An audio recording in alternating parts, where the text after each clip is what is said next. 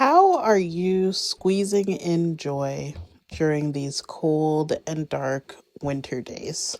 There's just something so awful about getting up before the sun rises and not getting home until it's basically setting. That just is a thief of joy. I find as moms, it is our job to set the tone in our home. But how do we do that when everything around us is just dark and gloomy?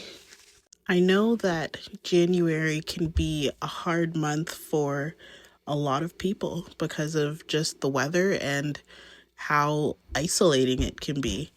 Around here, we try and keep it light because we have a birthday this month. And so that is a spark of joy that we all get to look forward to. But aside from that, it really takes some intentional living and intentional parenting. Today, on the way home from school, we took a detour and stopped at McDonald's and got ice cream cones. I looked at the temperature and it said on my dashboard that it was minus 11 degrees. But the ice cream machine was actually working, and that was just a sparkle of joy for their day. I want to constantly be injecting little pockets of joy for these kids because they're dealing with it too. Having to still go through your routine when the weather is cold and miserable can make you feel cold and miserable. But having air in our lungs and life in our body is not something to be taken for granted. Even gray and gloomy days are a blessing. One of my kids' favorite meals is mac and cheese.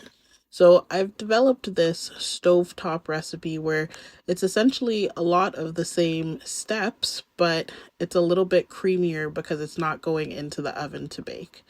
And that way we're able to have a nice elevated mac and cheese, a 3 cheese mac and cheese, but it's done on the stovetop. If you saw my other video, which was chicken 3 ways, where I did all of the marinating, this is my green chicken recipe.